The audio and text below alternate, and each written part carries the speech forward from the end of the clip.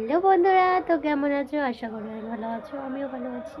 তো দেখো, আজকে আমার বোনের বার্থডে, তাই ছোটোখাটো একটা আয়োজন করা হয়েছে।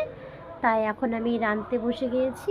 তো এখন বসিয়ে দিয়েছি ডাল, তা আবার উনুনে। তো বেশি কিছু আইটেম করা হয়নি, কেন ছোট ছোট বাচ্চাদের খালি বলা হয়েছে, আর সেরকম একটা কিছু করা হয়নি। তো থাকো পাশে, আর কি কি করি দেখতে পারবে আমার এই ছোট্টখাট্টো ব্লগে। হয়ে গেছে, এখন মাংসের আলুগুলো ভালো করে ভেজে নিই। তো আমি সবগুলো আলু দিয়ে দিচ্ছি এখন ভালো করে ভাজার জন্য। দেখো, ছোটোখাটো আয়োজন হলে কিন্তু আমি রান্না করি। এই যে মাংস রাঁধবো, মাংসটা মেখে রেখেছি।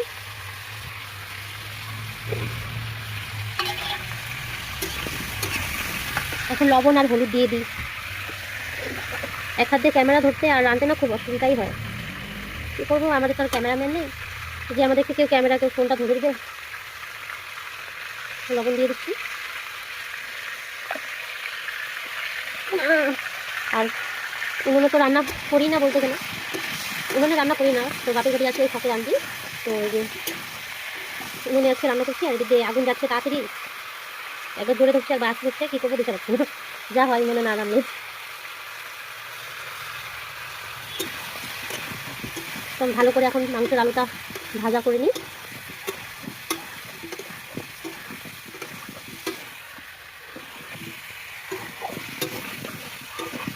ঠিক আছে, তারপরে এখন আমি যখন মাংস কষাবো তখন তোমাদের সাথে আবার ভিডিওতে দেখা হবে। তাহলে আমার মাংস তো ভাজা হয়ে গেল, আর এখন বসাবো মাংস। তো আগে পেঁয়াজ কুচি দিয়ে দিই, আর আগুনটা কিন্তু ধবধবা উঠেছে। দেখো আগুন কি ধরেছে, চার জ্বলছে, একবার জুড়ে একবার আসছে, তখন কী হবে নিজেও জানি না, আর আমিও পাচ্ছি না আগুনের সাথে তার কারা জানো। তো এখন দেখো আবার জালটা কিন্তু কমে গিয়েছে, তো এখন আবার জাল দিব। আবার বেশি জাল দিলেও হবে না, কেন কি পেঁয়াজটা পুরো পুড়ে যাবে, তখন পুড়ে গেলে মাংস খেতে ভালো লাগবে না। ভালো করে এখন লাল লাল করে পেঁয়াজটা ভাজি।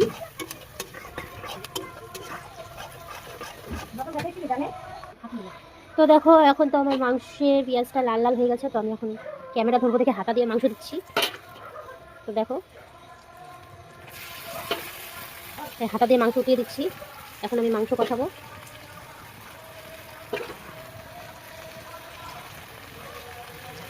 একটু নাড়া দিন, আর আমার তো মনে হচ্ছে না এখানে সব মাংস ধরবে, কী জানি কী যে হয়, দেখা যাক যতটা পারি। সব দেওয়া হয়ে গেছে। তো দেখো, এখান থেকে মাংস আমি হাতা দিয়ে উঠিয়ে উঠিয়ে দিচ্ছি।